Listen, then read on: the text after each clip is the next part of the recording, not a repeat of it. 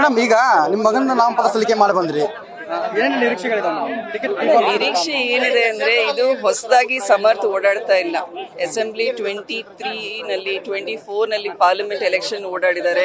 So ಹಾಗಾಗಿ ವಾಸ್ತವ ಸ್ಥಿತಿ ಗೊತ್ತಿದೆ, ಎಲ್ಲಿ ಕುಂದು ಕೊರತೆ ಇದೆ. ಸೌತ್ ಆಯ್ತು, ಇಡೀ ದಾವಣಗೆರೆ ಡಿಸ್ಟ್ರಿಕ್ಟ್ ನಲ್ಲಿ ಎಲ್ಲಿ ಕೊರತೆ ಇದೆ, ಯಾವ ರೀತಿ ಬೆಟರ್ ಗವರ್ನೆನ್ಸ್ ಕೊಡ್ಬೋದು, ನಮ್ಮ ಯುವಕರ ನಿರೀಕ್ಷೆ ಏನಿದೆ, ನಮ್ಮ ITBT ಕಂಪನಿ ಆಯ್ತು, ದಕ್ಷಿಣದಲ್ಲಿ ಆಗ್ಬೇಕಾಗಿರೋ ಇನ್ನ ಇಂಪ್ರೂವ್ಮೆಂಟ್ಸ್ ಏನಿದೆ, ಅಪ್ಪಾಜಿಯವ್ರು ಮಾಡಿರೋ ಒಂದು ಹಂತಕ್ಕೆ ಮಾಡಿರೋಂತಹ ಡೆವಲಪ್ಮೆಂಟ್ಸ್, ಅದನ್ನ ಎಲ್ಲರೂ ನೆನೆಸ್ತಾರೆ.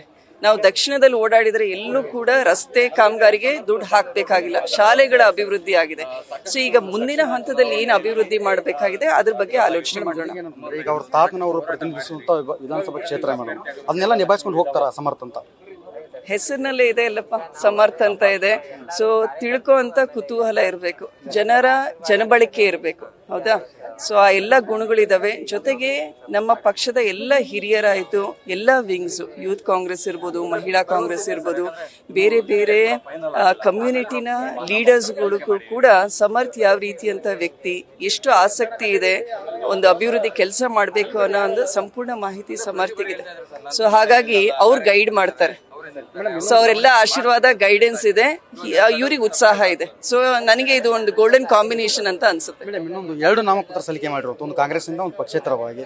ಒಂದೆಡೆ ಕಾಂಗ್ರೆಸ್ ಇಂದ ಸಿಗ್ಲಿಲ್ಲ ಅಂದ್ರೆ ಪಕ್ಷೇತರವಾಗಿ ನಿಲ್ತೀರಾ ಅಂತ? ಅಲ್ಲ, ಇದು ಏನು ಅಂದ್ರೆ ಪೇಪರ್ಸ್ ಒಂದೊಂದ್ಸಲ ಸ್ಕ್ರೂಟಿನಿ ಮಾಡ್ಲಿಕ್ಕೆ ಸಮಸ್ಯೆ ಆಗುತ್ತೆ, ಅದರಿಂದ ಸೇಫರ್ ಸೈಡಿಗೆ ಹಾಕಿರೋದ್ರಿ.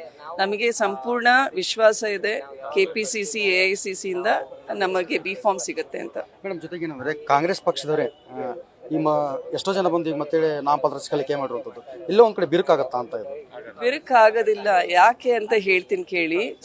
ನಮ್ಮ ಪಕ್ಷದಲ್ಲಿ ಎಲ್ಲರೂ ಕೂಡ ನಾನು ಅಸ್ಪೈರೆಂಟ್ ಅಂತ ಹೇಳಿದ್ದಾರೆ. ಸೊ ಈಗ ಕಳೆದ 15 ದಿನದಿಂದ ನೀವು ನೋಡ್ತಾ ಇದ್ದೀರಾ, ಎಲ್ಲರೂ ಸಭೆ ಮಾಡಿಕೊಂಡು ಅವರೇ ಮಾತಾಡ್ತಾ ಇದ್ದಾರೆ, ನಮಗೂ ಟಿಕೆಟ್ ಬೇಕು, ನಿಮಗೂ ಟಿಕೆಟ್ ಬೇಕು ಅಂತ. ಒಂದು ಸರ್ವೆ ಕೂಡ ಆಗಿದೆ, ಸರ್ವೆ ರಿಪೋರ್ಟ್ ಕೂಡ KPCCಗೆ ಹೋಗಿದೆ, AICCಗೆ ಹೋಗಿದೆ. ಸೊ ಈ ಗ್ರೌಂಡ್ ರಿಪೋರ್ಟ್ನ ನೋಡಿಕೊಂಡು ಕ್ಯಾಂಡಿಡೇಟಿನ ಕ್ಯಾಲಿಬರ್ ನೋಡ್ತಾ ಇದ್ದಾರೆ. ಇನ್ನೊಂದು ಏನು ಅಂದರೆ, ಇದು ಕಾಂಗ್ರೆಸ್ನ ಭದ್ರಕೋಟೆ, ಸೌತ್ ಅನ್ನೋದು ಭದ್ರಕೋಟೆ. 6 ಅಸೆಂಬ್ಲಿ ಚುನಾವಣೆಯಲ್ಲಿ ಸತತವಾಗಿ ಸೌತ್ ಗೆದ್ದಿದ್ದಾರೆ. ಸೊ ಯಾವುದೇ ಕಾರಣದಿಂದ ನಾವು ಈ ಭದ್ರಕೋಟೆಯನ್ನ BJP ಒಳಗೆ ಬರಲಿಕ್ಕೆ ನಾವು ಬಿಡಬೇಡ್ದು ಅಂತ ತೀರ್ಮಾನ ಮಾಡಿದ್ದೀವಿ.